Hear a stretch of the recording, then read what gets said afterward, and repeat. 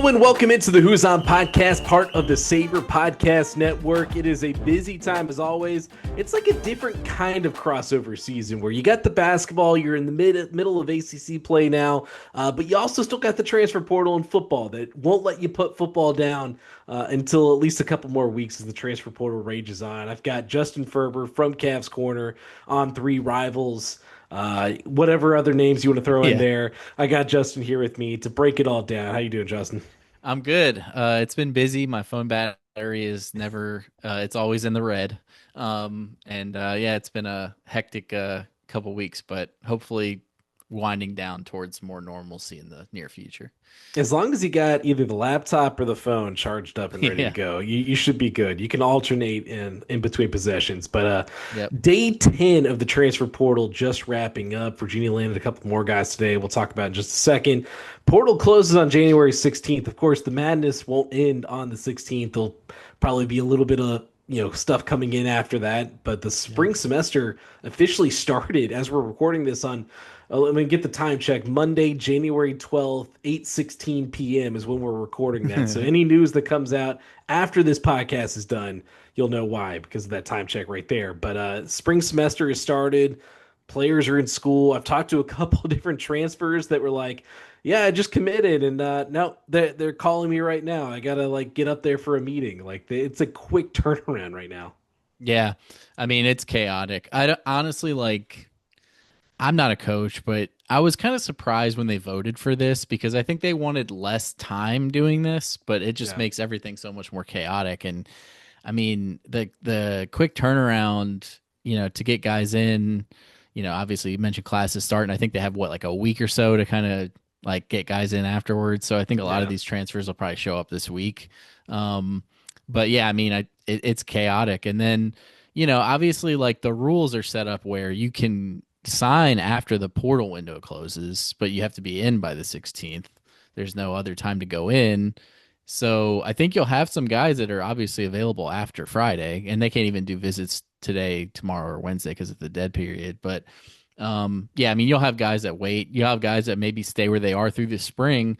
The only difference is, and this is, I think, a big distinction, is one guys don't want to wait, to go somewhere they want to go. Most of the guys are going to try to move as soon as possible. And two, this isn't like when like they got what Daniel Rickard and some of the other guys, Carnley, after the spring practice window, ended. So like those guys went through the spring at their previous institutions, then transferred. Now it's like, what do you do if you're Yeah. if you're at Florida and you want to transfer, but nobody picked you up? Like you're gonna stick around? They're gonna give you access to the building? Like how's that gonna work? You better So find a good personal trainer. yeah, and then especially at the quarterback position, which I'm sure we'll talk about at some point. Like that's one where you want to get that guy in. I mean, even if it was a second portal window, you don't want to have to do that. You want to have a guy in the spring, go through practice, learn the playbook. That time together was huge last year with all the new guys. So I'm sure they'll be trying to close things down as quickly as possible as this next week or so goes by. Yeah, I would assume that they would have most of the guys they want. I'm sure there'll be a few that trickle in after that. Like, Yeah. and there's some Ivy League guys that usually like Yep. try to stay and finish school, get that Ivy League degree and come in the summer. That stuff's still going to continue. It's going to be very different. There's not going to be another spring transfer window after this, and that's why I think a lot of coaches right now are running around, trying to just be like, well, I don't know, but let's go ahead and grab him now because we don't have another chance to get this guy later. So let's go ahead and bring him in now. But we're going Yeah. to talk transfer portal first. I will say we are going to talk some UVA basketball as they're ending probably their toughest stretch of the season coming up. So we're going to talk about that, including some late breaking news as we're recording that. So we'll talk about that. But first up with the transfer portal, UVA now up to, let me check the transfer counter, now up to 14 transfer commitments. Sounds right. This portal class. Yeah. And again, the time is a little after 8 o'clock on Monday night. And I wanted to start with the big news today was they added two more on Monday in Kent State edge rusher Jamon Mathis, who was a second team All MAC selection, had 6 sacks last year.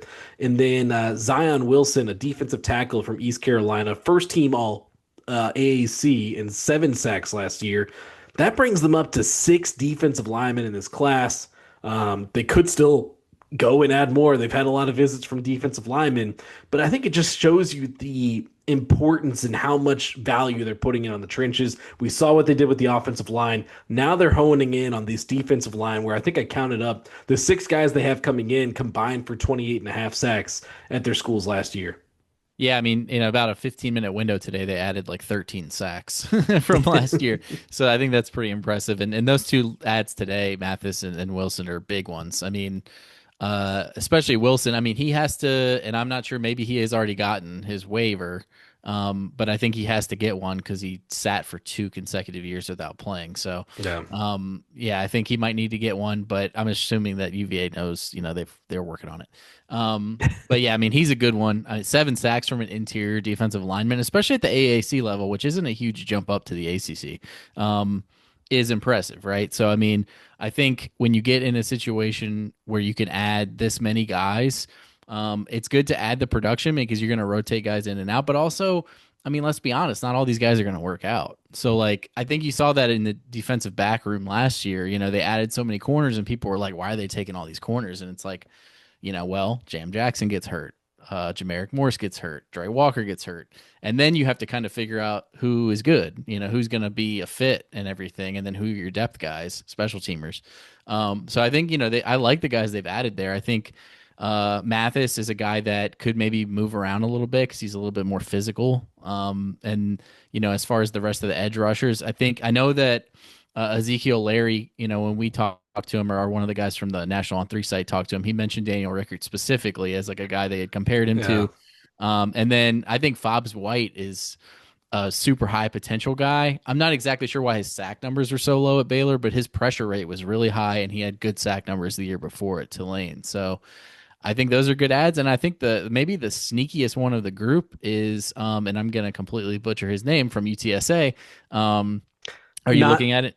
I got it. I talked to him recently. I'm going to let you take it. Yeah, Nana and Yanwu. Okay, you got it. Yeah. I see, like, when I'm not looking at the name, I can't remember what, letters are first. I had him coach me through it. Okay, well, that's good.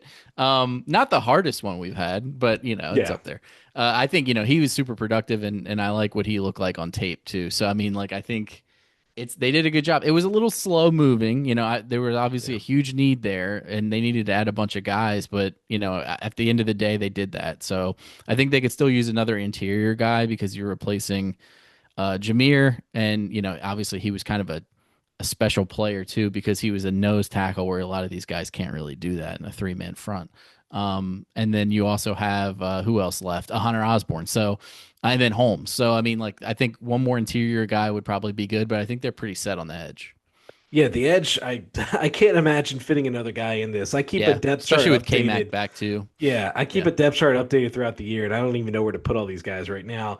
But yeah, Ezekiel Larry. When you said Rickert, like, that's the first name that came to my mind when I saw him, just as that kind of player that could, kind of be that pass rush specialist for them. Fobbs White, like you said, really interesting player. Pretty high upside guy. It looks like he was 7th among Big 12 edge rushers for pressures last year. So really encouraging there that maybe, the right system, right opportunities, he can get some more sacks. Devon Baxter is the other one we didn't mention, but from we Michigan. Don't know what he is. Yeah, we don't. He could be good. We'll see. Yeah, former 4-star guy, hasn't played at all in his first 2 years at Michigan. But that was the other thing, is they took some guys that have a couple years here. So Baxter, he's got a couple years. Jamon Mathis has a couple years of eligibility. I'm not sure if any of the other guys do or not. I think a lot of them did, actually. A lot of them had 2 years. I want to say Fobbs White does. Larry, I think, is one year. I can't remember, but I mean, we'll have to figure this out later. But yeah, I think I mean, it's an interesting group for sure, top to bottom. And Baxter, I mean, I didn't mention him, but like, they obviously felt like it was worth taking a chance on him as somebody who doesn't have any game tape. So I'm interested to see what happens with him. Yeah, and you got K-Mac back. That's kind of the one returner solid in that room. Kadelka. Yeah. And Jewett Hayes is another young guy that they were excited about. Morrison. Yeah, so they got some other guys in that room, but man, it is loaded now. And I talked to a couple of them, and I was like, how did they sell you on this rotation thing? Less reps equals, better reps. If they can, like we saw last year at times, maybe they got a little too carried away with some of the rotation last year, but rotating guys in and out there keeps them fresh, and it turned into a really good pass rush for them last season. I'm almost leaning towards this. I mean, if you had another interior guy, this could be a better defensive line than they Yeah. even had last year. Yeah, I think it could be. And I mean, I would have, if you had said like I think they could get to this point at around this time last week, I would have said no. Like I don't think that Yeah. they're going to be able to add that many impact players. But yeah, I mean, I think if the guys, especially if the athletic edge guys pan out, and you can, because I think they might not be as like productive, but even like last year, I'm thinking back, like Melton didn't have any productivity really, and obviously Rickard was coming up from another level. And Yeah. Moore was productive, but at the FCS level. So I think this group actually is like a little bit more proven at this level, and their athletic profile is better. I mean, like I love Daniel Rickard, and he's a great player, but not the most athletic guy. I think they've added more athleticism to this group. But yeah, I mean, it's all going to determine. It's going to be determined by can they the inches in pass rush, because I mean you saw like a couple years ago with like Chico Bennett and Cam Butler and those guys, like they would get pressures but they couldn't get home, and Yeah. it really started to kind of add up for them because they just couldn't get off the field when they needed to. So hopefully this group will be sort of similar to last year where they just got to the quarterback a little bit more often.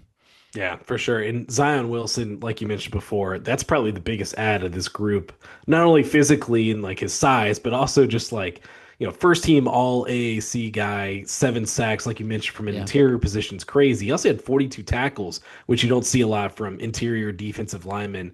So the production is there, and combine him with Jason Hammond, Anthony Britton, Sean John. It's a pretty good group. I'd like for them to add, another guy in there just so they can have a similar rotation that they had Yeah. last year. But really strong defensive line, and I mean, that's a win right there. I know UVA wants to hammer home the trenches, offensive, defensive lines, and they've done that so far. Speaking of the offensive line, you got to have someone for them to run the ball. Yeah. When you got guys like that, they brought in 3 running backs. I thought for sure two. Was a Yeah. little surprised when we got the news that Solomon Beebe, the UAB running back, was also transferring and also committing. So he joins Peyton Lewis, obviously the big name from Tennessee, former 4-star guy out of Virginia.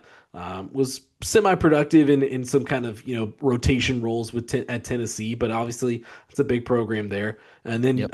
Jaquel Middlebrook from Middle Tennessee had over 1,000 total yards and 7 touchdowns. So kind of a variety of different profiles here at the running back position, but I think they kind of regrouped and recovered well after losing 1,000-yard rusher in Jamari Taylor and Harrison Whaley. I mean, I wasn't familiar with Middlebrook or BB going into the portal. Lewis, obviously, there were links, and I knew who he was from Yeah, recruiting and everything. I for two guys I never heard of, and Peyton Lewis, like I think they crushed it. Um, I mean, I really like. I think they kind of went in with a similar plan to last year, and obviously it developed different last year because Whaley was kind of a late ad, yeah, right, in the spring. But I think they were like, we need a physical guy. We need, some complimentary guys that can catch the ball. Because one of the underrated things about Jamari Taylor, and I didn't really realize this until I looked at the stats, was how many passes he caught. I think he caught like 43 passes or something. And they're going to use him that way, I would imagine. These guys, and both Middlebrook and BB have caught like what was it, like 70 something combined catches for yeah. the two of them. So, and I think quite a few yards. So I think that adds another dimension, especially given where they are at receiver right now. They're going to need to find. You don't have to replace Trell Harris's production with a Trell Harris clone, but you can replace it with a bunch of guys doing a bunch of things. And I really think the versatility of BB. I mean, I really like the Middlebrook edition, but when BB got added, I was like, okay, look, I can see how they could get creative with this guy. He could play in the slot, he can play in the backfield. He has legitimate rushing stats. He's not like a guy that never ran the ball or something. He had 6 yards per carry and like 300 yards rushing or something. And Cam Ross departure, that's a huge hole to fill in the return Yeah. game. And I think this guy's probably going to be the guy there. So I really like how these guys complement each other. It's going to be a deep room. I'm mean, we'll see. I'm not forecasting anything here, but like we'll see what that means for the other guys in the room because there's only one football to carry. So we'll see if the rest of the group stays intact, especially with how Zay Davis can't kind of came on in the bowl game. But if they do, I mean, that's a deep, versatile group with a lot of experience. Yeah, and I think it's something that, Tony Elliott talked about it, that they had to have this amount of depth in the running back room because we've seen it 2 years in a row Yeah. now. We get to the end of the season and they're out of running backs. And also just, with Xavier Brown and Noah Vaughn's injury history, you kind of just have to guard against that. And it's nothing against those guys because on their day, I mean, they would have been the starting running backs and they wouldn't have had to brought in other guys, but you got to protect against injuries and you got to have a deep room. I think this is a room right now. Like you said, if all holds out true, where you got Peyton Lewis, Jaquel Middlebrook, Solomon Beebe, Xavier Brown, Noah Vaughn, Zay Davis. You pick any of them, give them the football. Like you can't go wrong with any of those guys Yeah. getting touches. Running behind a good offensive line that just brought everybody back pretty much. I mean, I think that's a good recipe for success. And, if you want some optimism about where they are at quarterback and receiver, this is it, right? They might be able to lean a little bit more on the run.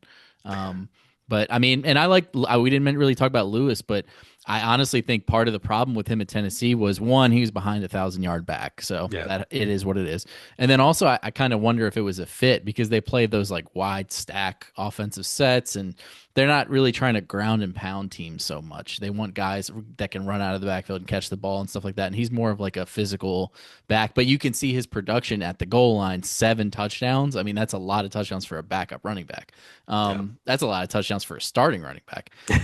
So, I mean, I'm really optimistic about what they have here. And I think like, we talked about the edge rush, this group, I mean, they added a lot of depth and you hope that guys don't get hurt, but guys do get hurt. And like you said, I mean, I saw some people saying like, well, you could kind of just take what they have and then maybe add one guy. And it's like, well, you're leaning a lot on Xavier Brown, who's been hurt every year he's been at UVA, and you hope that doesn't happen again.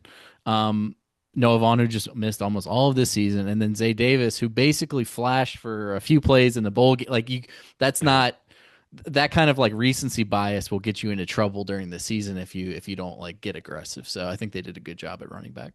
I hope Peyton Lewis is ready to learn direct snap because Yeah.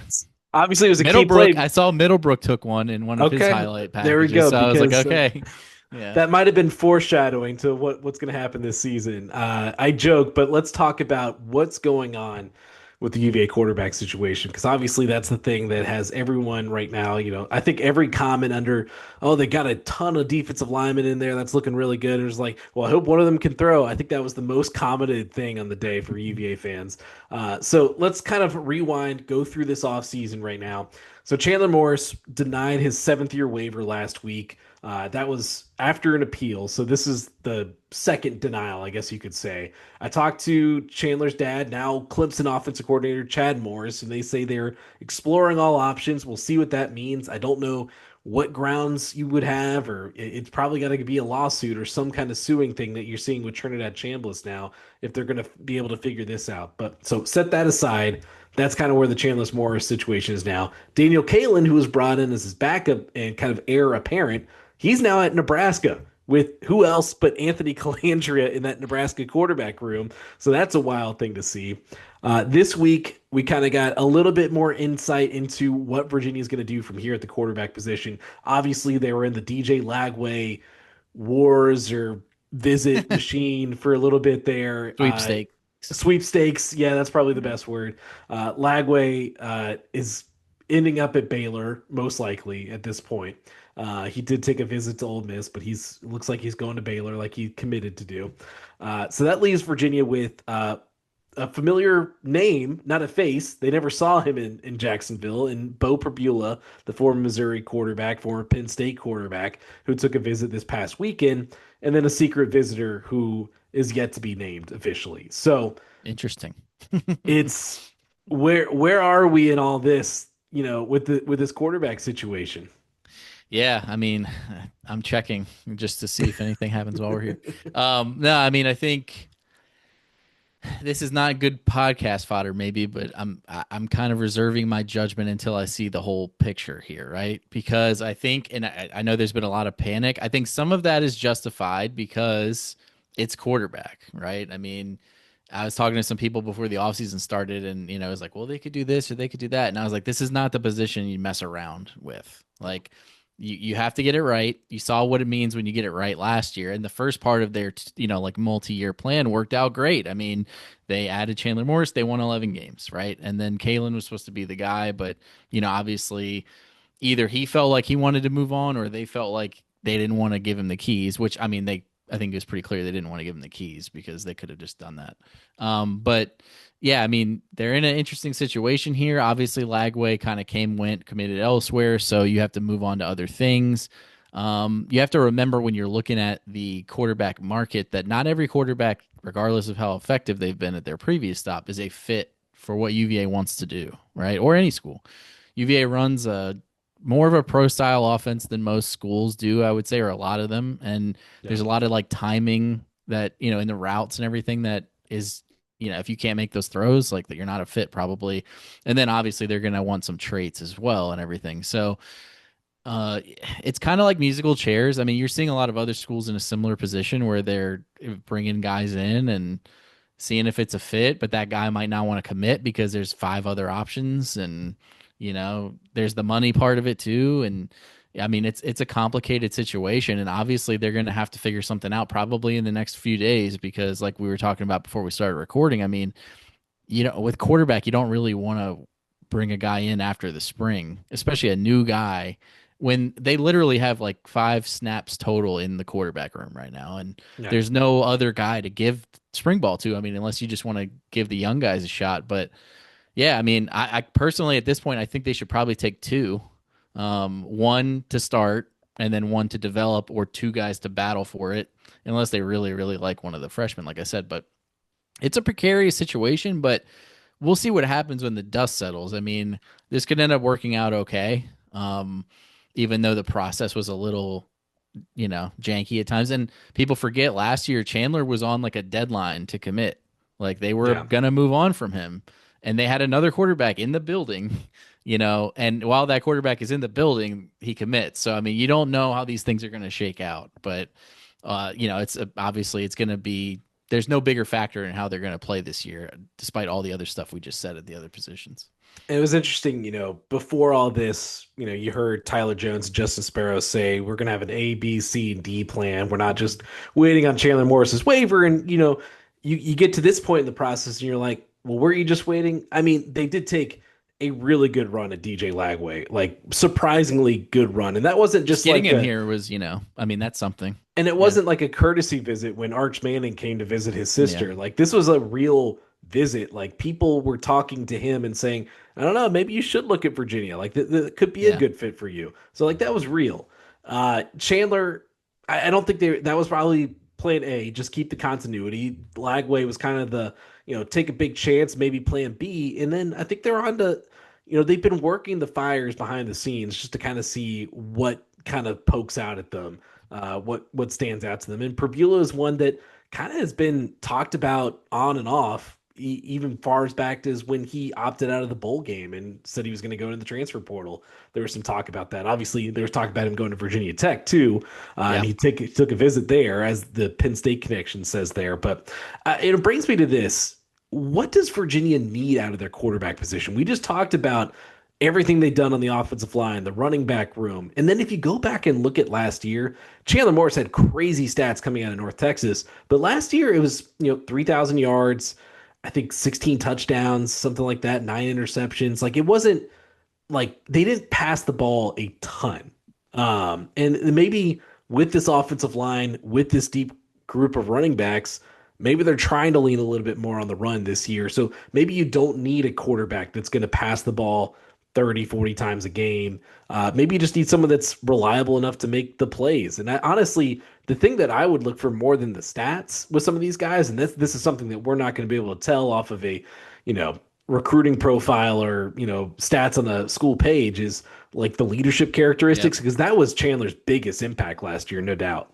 Yeah, I think that's a big part of this. And I think that's why, I've seen people suggesting like this guy or these 2 guys. And I mean, I think you can make that work like schools have in the past, like 2 young guys and just hope one of them hits. But I think this team, they're built to be good this year with everything but the quarterback position. So I don't think you want to just turn the keys over to a kid as like a developmental player.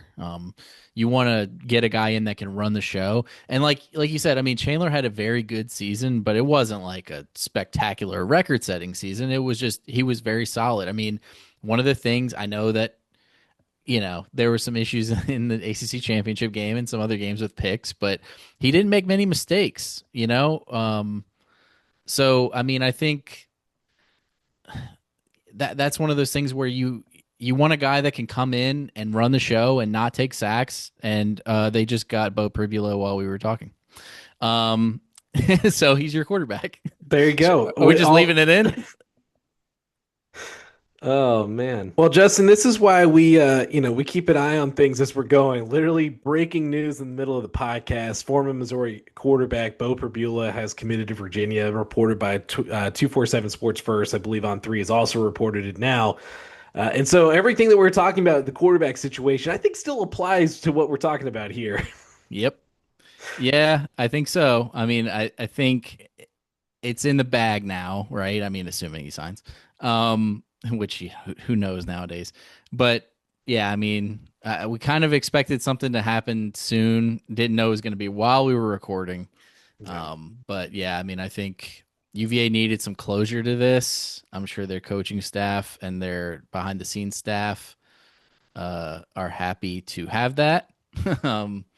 But yeah, I mean, I think, I guess we'll get into it. But I mean, I actually like him a little bit more than a lot of other people seem to as a fit here with what UVA has already put together. Yeah, no, I'm a fan. I think with what the transfer portal this year, let's be honest, like the quarterback class was not that deep. It wasn't. I think last year's class honestly was deeper with solid options going down. I mean, Chandler Morris wasn't like a top 10 transfer last year. So you found guys like that outside the top 10. Beau Pribula, I think, kind of fits right in the same range where maybe, they were last year. So probably similar price range, I would imagine. But his stats last year, little under 2,000 yards passing, 11 touchdowns and 9 interceptions. That's the number everyone's paying attention to. 297 yards on the ground and 6 touchdowns. That's another thing about this is his ability as a runner. He's similar to Morris. Yeah, Chandler was a good runner. I think Pribula looks to use his legs a little bit more than Morris did. Yeah, he's more physical too. I mean, a little bit more. But I honestly think too, you have to remember the circumstances in these situations, right? For one, I mean, you mentioned his stats. If you just think about those stats and compare them to other quarterbacks, his passing numbers are lower. One, they had the nation's leading rusher, so they ran the ball a lot. One of his starts, they threw the ball 7 times against Arkansas. So, I mean, that kind of messes with your numbers. He also only played 10 games because he got hurt. So, and then after he got hurt, he was kind of like banged up the rest of the way. Yeah. So that didn't help. But he played well early in the season. And then also you have to think about the competition level, right? So like Chandler's numbers, I don't remember his TCU numbers off the top of my head, but they weren't as good as his North Texas numbers, which makes sense because one, he got a good fit with Eric Morris there. And they had a good thing going, but also the competition level is lower. So there is a little bit of a risk. And the same thing I said about Lagway. It's like, he threw 16 touchdowns and 14 picks on a bad Florida team against a really tough schedule. It's not the same as throwing, 4,000 yards against Richmond, or whoever. Yeah. With all that said, I mean, if you look at his numbers, outside of the raw totals, I'll start with the things that are a little concerning, right? Or that gave people heartache. The interception to touchdown ratio, right? He had a couple games where he had multiple picks, which Chandler did too.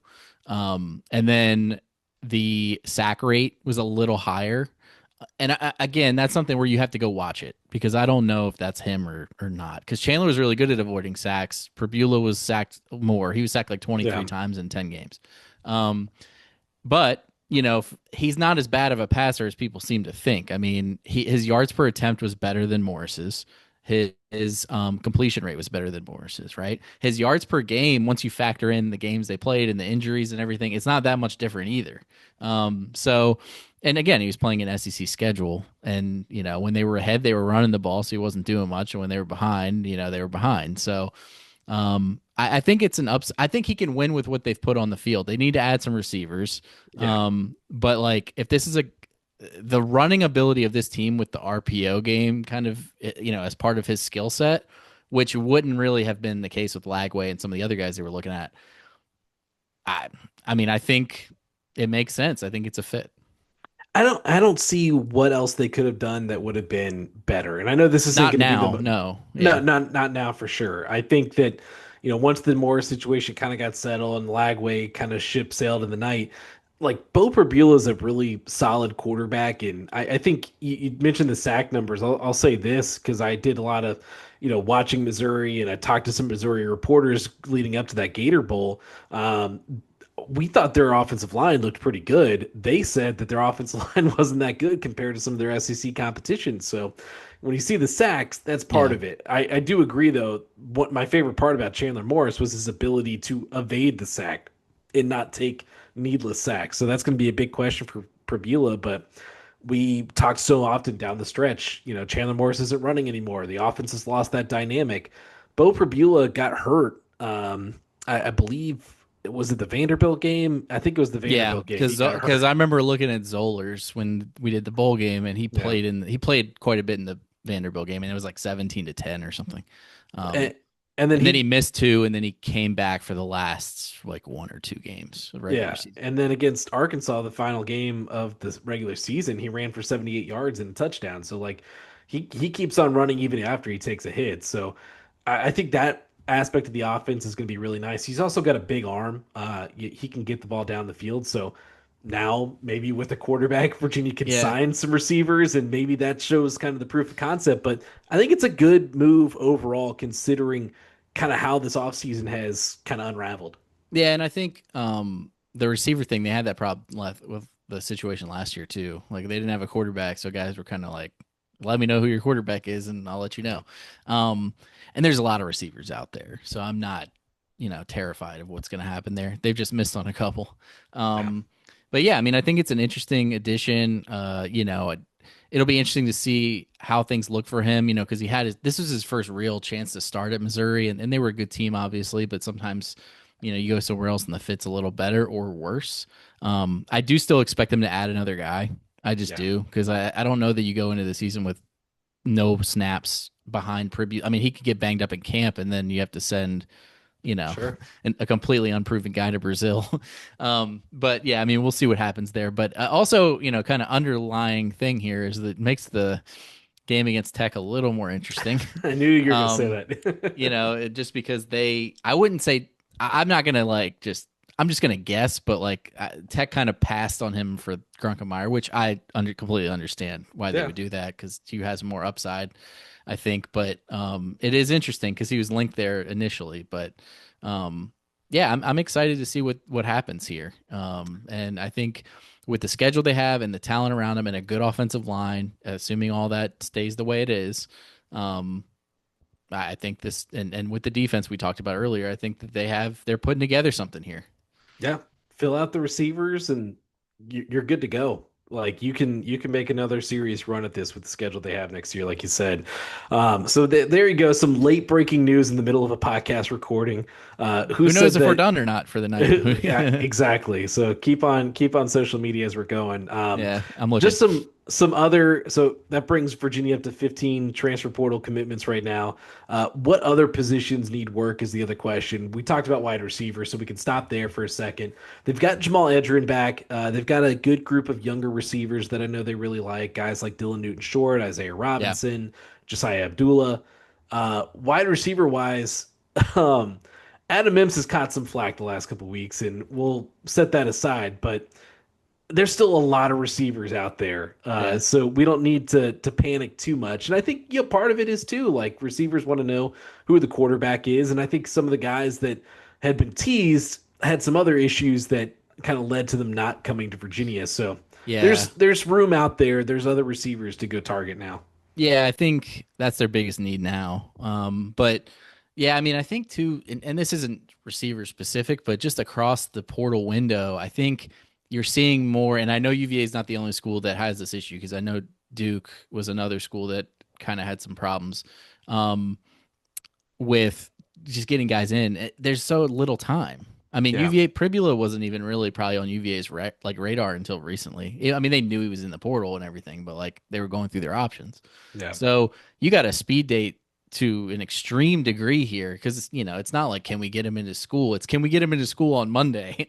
And all that goes into that, right? And some of these things are easy. And it's not like when you're a grad transfer, it's a pretty easy for them to get you into something. And Yeah. then when you're going undergrad, it's a little different. But it's a lot that you have to get through. And then it's like even on top of like whether they have the credits and stuff, it's like whether that it's a good fit, for Yeah. the school and like whether they're gonna like want to, buy into that part of it. But ultimately, I mean, the receiver position, yeah, like I feel bad for Adam Mims. He kind of jumped the gun, I guess, on his tweets, but I mean, like it happens, and we don't know. I mean, I'm sure he got those commitments, like just But that's like also like he did that last year and he done it before. Like he's done that and it's been fine. I think it's the yeah, nature of this transfer portal window and maybe just specifically. these two guys, And maybe, like yeah, maybe yeah, these two guys. But I think this transfer portal and as fast as things are moving and as like everyone's like snapping at anything they can get right now because it's like hungry, hungry hippos. You're just trying to like collect everything that you can right now because you don't know what's next. You don't know who's going to get hurt in the spring.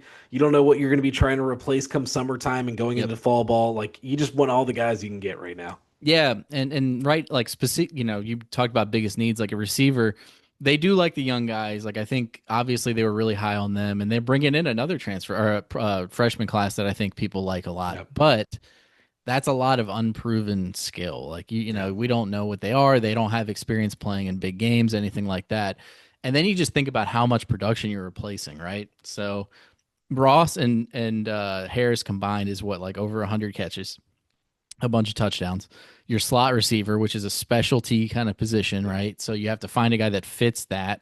And they don't really have one. I mean, Josiah Abdul, I guess, but other than that, I mean, it's a kind of a complete mystery. And and then you have to get that big play ability because Edgerrin is not that, right? So like you're Yeah. gonna have to find guys. I said before the portal window, I wanted to see them try to upgrade their speed because I mean, Ross was obviously fast, but I think they left some explosiveness on the table this year. Because there were some plays in space that just didn't really get loose, and Harris obviously had that at times, but then that kind of faded. Yep. And that was before he even went in the portal when I was thinking that. So I think they have some work to do there for sure. And they're going to probably need to add, I think, 3 guys, but you could maybe get by with the right 2 and then just hope your young guys come through for you.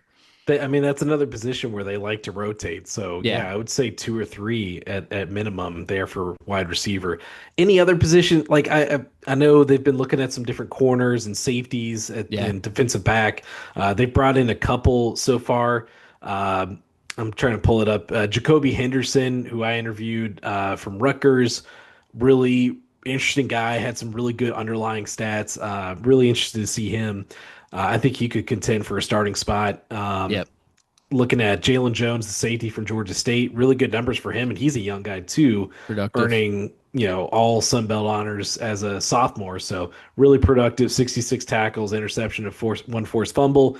Christian Ellis, the guy from Virginia Tech, he redshirted after 4 games, but was productive before that, 99 tackles. So they got some guys. I think they're still trying to add a couple more bodies back there at corner or safety, honestly. Yeah. I should mention Christian Ellis still unsigned.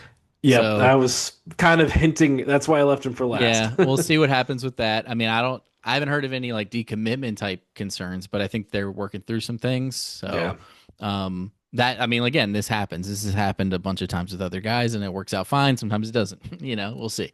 Yeah. But adding Jones, I mean, at least you kind of have covered that. They had Brandon Hillman in for a visit yesterday from Michigan. He's a really talented, productive player Really from good. Virginia. So that would be a huge add. And really, they're probably their best in the secondary if they got him. I like Jones. I mean, I think he's a really solid player. You mentioned Henderson. He's got interesting traits. I mean, I talked to the Rutgers guy from our On3 site at Rutgers, and he was telling me he was really, really good in the first half of the year, and then he had some penalty issues in the second half. So that'll be something to track. I know Justin Ross from Navy is on the radar and visited, I believe, and his agent is Shane Simpson, which I think is hilarious. Small world. But he's making a name for himself, right? Yeah. But that's good for him. But yeah, and then I think they might add another guy here or there, and that's maybe a position you'll see a couple more visits, after the dead period. We'll see. And I'd say that's probably their biggest need. And then we mentioned interior defensive line. I think they need somebody who's played guard or center. Yes. Um, because you right now I really like the guys they have on the offensive line, but not a lot of guys that have snapped. They do bring Noah Hartsoe back after he went in the portal and came back. So we'll see. And then they have some depth, and then obviously they're replacing an offensive line coach as well. But I think you do need a guy. I mean, you could see like 2 years ago when they didn't have anybody to play center, so Noah Josie had to do it. Yeah. Like you don't want to get into that situation, even if your tackles are great. So I think I would like to see them add, a guard or a center, even if it's just a depth guy. Yeah. Because basically what I've heard is that one of those tackles that they brought back is probably going to kick into guard, maybe Thomas. Yeah. Um, He's a and guy who's played guard before, so that's yeah, natural. and maybe projects more as a guard at the next level, so it's not the worst thing for him long term if he gets some snaps there. And NFL teams love flexibility. Mhm. So that and then I know that they've been kind of sniffing around at linebacker a little bit. Obviously, they got Maddox Marcellus to come back. Cam Robinson, I'm gonna pencil him in as back. I mean, we don't have a confirmation on that yet, but I've heard nothing to suggest he's gonna All leave. signs have But pointed towards that way. I mean, he yeah, talked Maddox Marcellus into coming back, so right. Yeah. Yeah. I know he did an interview with Greg, I with think, that Greg, where he yeah, at the talked about Daily that. Progress. Yeah. So, I mean, I'm going to assume he's back unless something changes there. And then I kind of like the depth guys. Like Danley played really well down the Really good. stretch, and Hardy is another guy, so we'll see. But obviously, James Jackson's gone, Trey McDonald's gone, Stevie Bracey's gone.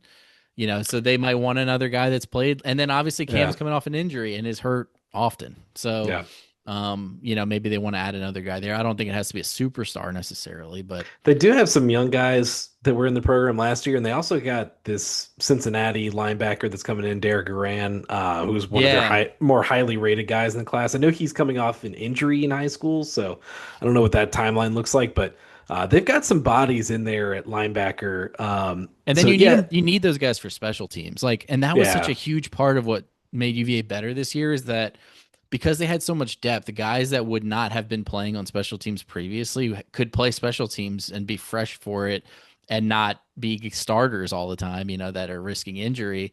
I mean, the first game of the year, Caleb Hardy blocks a punt and Trey McDonald recovers it, right? Or yeah, maybe it was the other way around. I can't remember. Like those two guys might have been starters if in a non-portal world on defense or something. So it just creates more depth. Eli Wood, he's gone, but like the guys like that, the more talent you can add at linebacker, DB, wide receiver, those guys play a lot of special team snaps.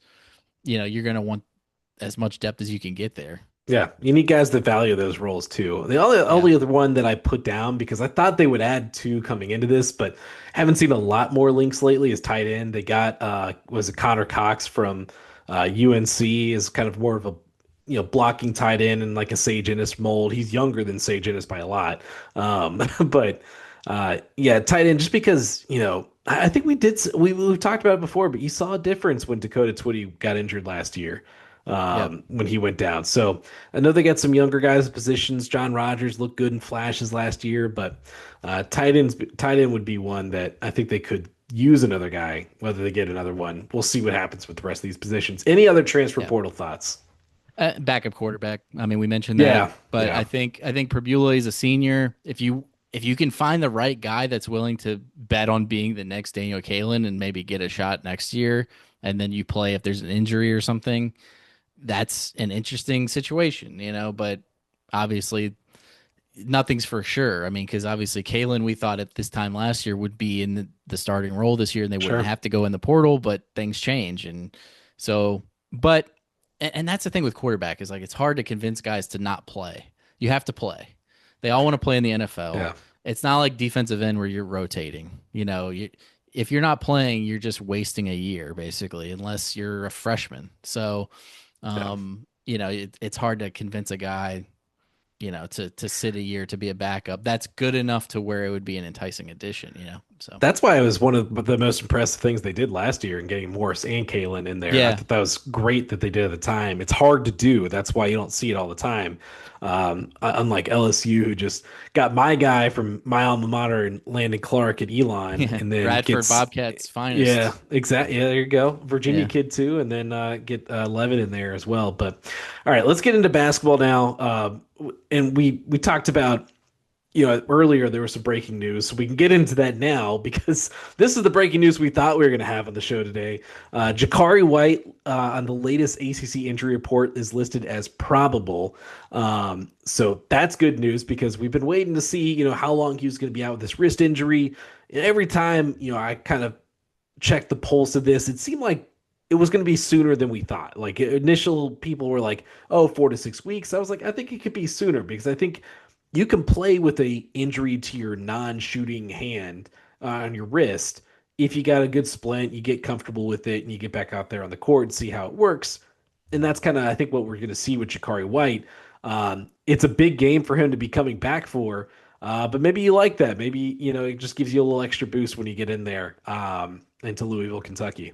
Yeah, exactly. I mean, I wasn't expecting him to be probable today. I thought maybe, like at the weekend or next week or something he'd be Yeah. back. But yeah, I mean, it's encouraging. And they've been playing well without him, but I think against Louisville, you're gonna, they have so many shooters, they can put up points in bunches. It's gonna be a tough environment. Like you're gonna need everything, all hands on deck, right? So I think it's great to have him back and get him to work through things, and maybe if he's ready to go he can play a lot. Maybe if he's working his way back, you can, you've been used to playing without him at this point, so you can work other guys, play Malik a little bit more, do some Tillis can take some of the minutes, and you can do different things with the lineup. But Yeah. definitely encouraging to have him back so quickly. And I mean, that wrist injuries are weird. You can have 2 week ones, 6 week, 8 week ones, so Yeah. um and this was definitely on the shorter side. And Louisville also looks like they'll get their leading scorer back, Ryan Conwell, who's listed as probable as well, averaging just a tick under 20 points a game. So that's huge for them. So this game on Tuesday night is all of a sudden looking really good. But first, before we get there, Virginia, they've won their last 3 games at NC State, Cal, and Stanford by combined 54 points. It's been a really impressive stretch for them. That has bumped them up to number 16 in the latest AP Top 25. What about this stretch has if anything, has changed your opinion on this UVA team? Yeah, I mean, doing what they've done without White, I think, is impressive because it shows that they have more adaptability. And I think the Tech game, they just didn't shoot the ball well. I mean, there's not much else to it. Like, I mean, you're going to have, that's why they say live by the three and die by it. Like you're going to die by it sometimes, right? And that's kind of what they did. And, I think Malik Thomas, I mean, he had a little bit of a rough end of the game the other day, but I think he's played better. I think one of the things with him that I believe at least is that he probably just needed to play through things a little bit more. He's a talented player, but like Odom does a lot of like machine gun substitutions. So it's like if you have a bad couple of minutes, you're on the bench for a while and then you're not really working through it. So it seems like he's working through things, and just the depth they have. I mean, you can bring guys off the bench and it makes a big difference. That'll get even better when White comes back, but the defensive improvement, I guess, would probably be the biggest thing overall. I mean, Yeah. they went from being sort of a liability on that end in the non-conference, like earlier in the season, to really, I mean, I don't want to say dominant, but I mean, they've played really well on that end of the floor in the last few games, especially the rim protection. And I mean, that's a recipe for success. That's why teams like in the NBA try to build a defense with that, and, one of the core principles of it. So I think it sets them up for success. And they're a team where they're not relying on one guy or two guys. It's like the different guys on different nights can be good. Testerator can have a 22-point game and then an 8-point game, and it's not the end of the world if somebody else picks up the slack. And yeah, I mean, I think this team they've shown over the last few weeks that they're going to be a serious ACC contender. Yeah, I think the defensive improvement's been the biggest thing over this stretch. And it even started in that Virginia Tech game because Tech only scored 55 points in regulation. So, like, this defense has steadily been improving, and especially they've kind of hit the ground running to start ACC play. And the biggest thing for them going forward on the defensive side is going to be defensive rebounding, just in the possession, because they're playing really good initial defense. If they can just get the or get the defensive rebound and get into their offense, they're going to be set. And I think this defense it's kind of fallen into the mold of what Ryan Odom wants, as far as they're getting that full court pressure and teams are getting into their offense. Like they get across half court with like 20 seconds to spare, and then all right, catch our breath, 5 seconds comes off the clock, and there's like, all right, let's get into our offense. And you're like, you've half the shot clock is gone. You don't have Yeah. time anymore. And so that throws teams off of their rhythm because they're so behind what their normal rhythm and cadence would be. I think that's kind of the crux of it. And then you mentioned the shot blocking. Like Ryan Odom said, they're not trying to funnel guys into the paint to Onyenso and Grunlow, but that's kind of what happens. And both those guys just so solidly positionally for Grunlow, like he's good at just kind of keeping his arms straight up in the air. He doesn't, get into those kind of situations. Like he doesn't cause a lot of fouls when he's trying to block shots. And then Onyenso, he kind of just has like a circle around the paint. And I say this very like Wimby light, but like very light, because it's just crazy. Like anything around that circle, if you're coming in there, like scum guys just back out. They're like, Yeah. no, I'm not going in there. Like I know exactly what's going to happen. Or he's blocking jump shots. Like that's where this defense has really improved the most, in my opinion. Yeah, I think you can see other players kind of they're aware of the presence of those two guys, especially in Yenso, like around the rim, and it affects shots, it affects decision making in the Cal game or the Stanford game, I should say. Certainly affected the shot, led to some shot clock violations, things like that. So yeah, I mean, I think that's been good, and the pressure that they put on in the backcourt has just kind of gotten teams a little out of sync at times. I think it's working the way that it's intended to. And so I think those things combined. And then at the end of the day, like if you're going to play man, you just got to stop your man. You got to play good, run through screens, whatever you got to do. And they're just doing a little bit of better job of that than they did at the beginning of the year. And I think some of that probably is communication and stuff, getting to know each other better and playing better together. Yeah. This stretch they got coming up, we mentioned the Louisville game. That's obviously first up, a little reunion with Isaac McNeely out in Kentucky. But this stretch to me, it might be the toughest on the schedule the rest of the way. So they're at Louisville on Tuesday. Saturday they go to SMU, who they're not ranked anymore, but they're still a really good SMU team. And then they have a little bye in the midweek and then come back that following Saturday at home against North Carolina. That's three really good ACC teams there back to back. I don't think there's another stretch on the schedule that's as challenging as that. What are you looking for out of this stretch?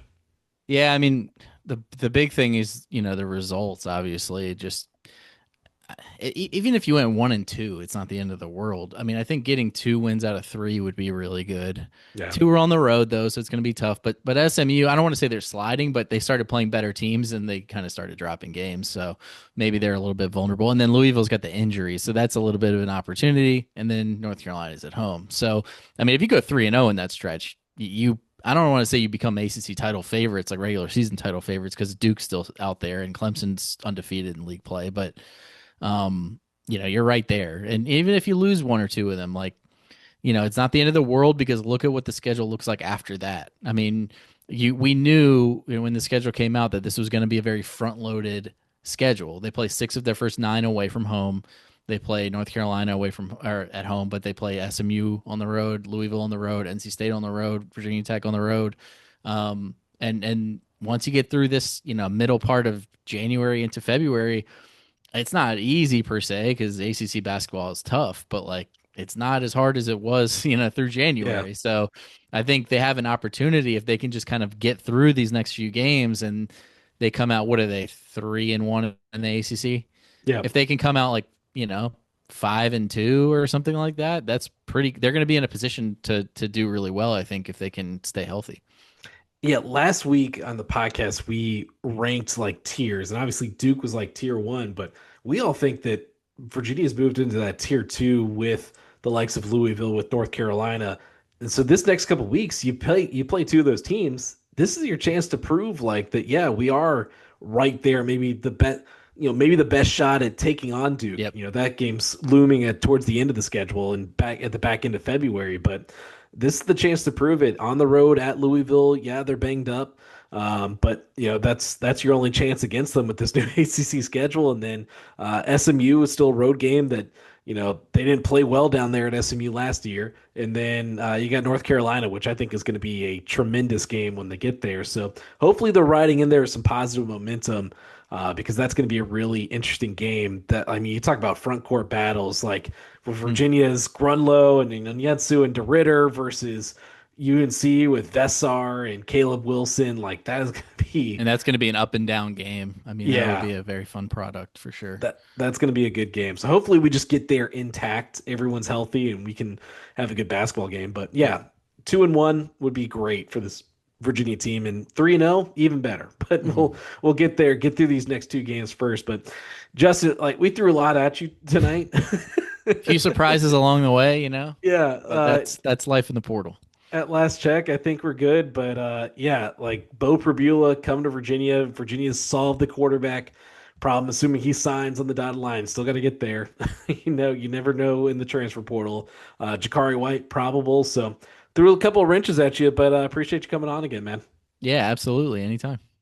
All right, that's going to do it. Hit the bell icon, subscribe to the Who's On podcast on YouTube, follow, subscribe, and leave some 5-star reviews on Apple and Spotify. If there's ever a time to leave a 5-star review, how about for this one in the middle of breaking news? You don't get that on a podcast very often. So that'll do it for now. We will be back later in the week. Until then, thanks for watching.